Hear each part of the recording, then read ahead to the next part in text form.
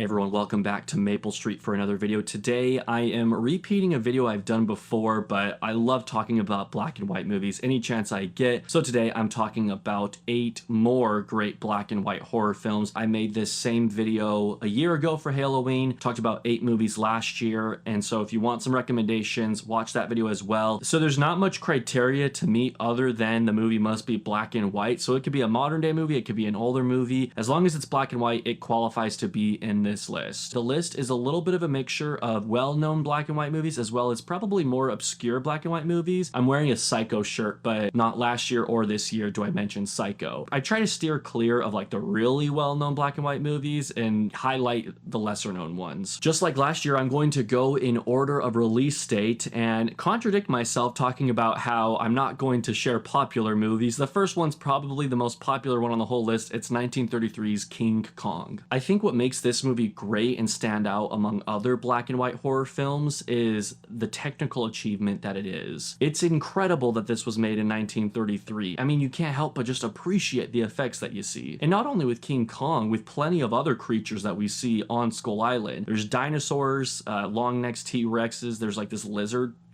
thing that like climbs up the cliff. I don't know what that thing is called, but there's that, there's pterodactyls. So many great creatures in this movie made in 1933, and so I want to highlight King Kong today solely for its amazing technical achievements. The next movie I'm talking about is no stranger to this channel. It is 1939's The Hunchback of Notre Dame. This movie is special for me because it was the first Charles Laughton movie I ever saw. Kind of interesting that the first movie I see from him is one where he's plastered in makeup and I can't even really see him for who he is, but right upon introduction of Charles Laughton, I was glued to the screen and I knew, okay, I need to see more from this actor. And today he's my second favorite actor of all time. And so it's special in that regard. In addition to that, the makeup for Quasimodo is just incredible. And that's really where the horror aspect of the movie comes from. It's not a scary movie with jump scares or anything like that. It's really within the way Quasimodo looks. And you could even say the way people treat others in this movie. I mean, you could say the humans are the monsters. Quasimodo's the most human person of the whole film. But the setup and the big, large bells of Notre Dame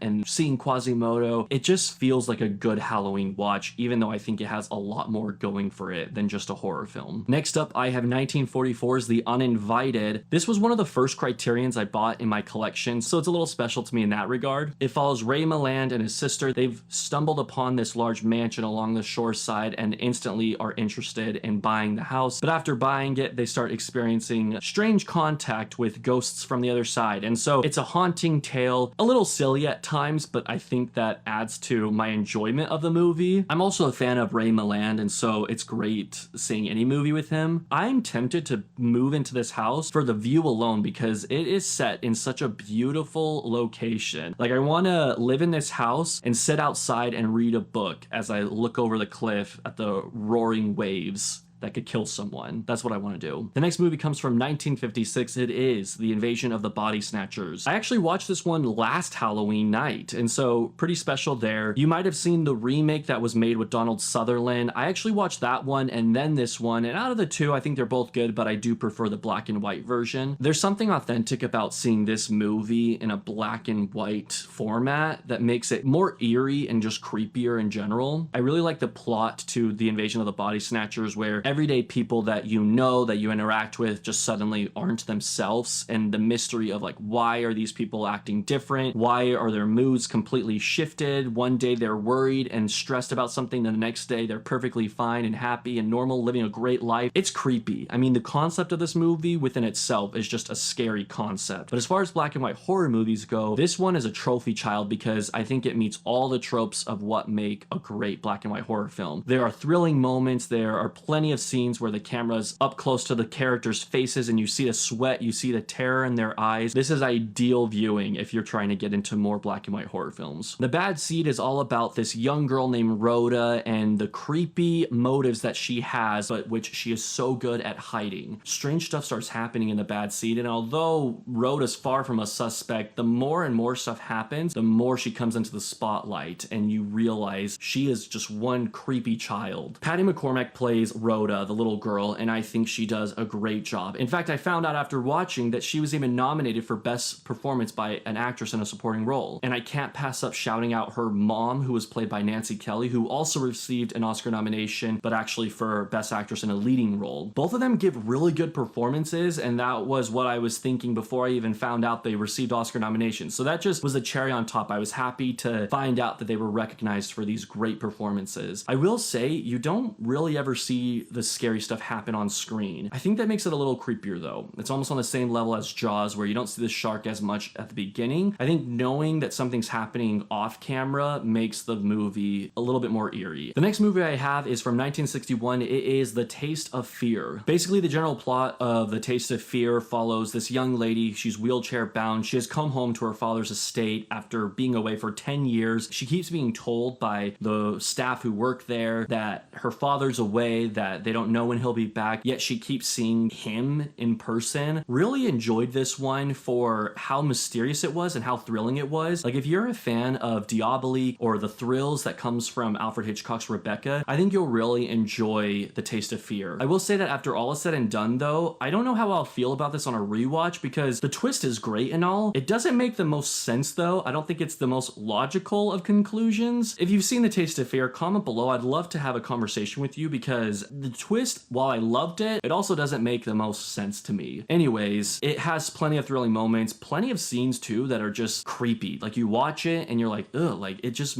sends that shiver down your spine. A lot of fun stuff happens. It's a lot of creepy fun too. Next up, I have Hush Hush Sweet Charlotte from 1964. The movie follows Bette Davis. She is playing this old reclusive woman living in this large mansion that she owns to herself. There are threats to tear down the mansion, and she doesn't have a lot of power in the decision making. She receives a visit from, I believe it's her cousin. It's who Olivia de Havilland plays, and she is coming to help her sell the estate. But as the movie progresses, strange things start happening, and Bette Davis's character feels more and more like she is going crazy, and that's all I'm gonna say. It is an early slasher. I mean, you don't see a lot on screen, but you see enough where you're like, wow, okay, this movie is not messing around. Like, even for its old release date, I think it definitely pushes the line and deserves the PG-13 rating that it has. Okay, I'm looking at IMDb right now, and I guess it's not PG-13, it's not rated, but if it was rated, it would be PG-13, at least. There is a black and white film that I've seen that I love, and I really want to compare this to it, but I can't, because it would be spoiling not only this movie, but that movie. So I'm going to refrain from comparing it to that movie, but if you're really curious, I'll tell you in the comments.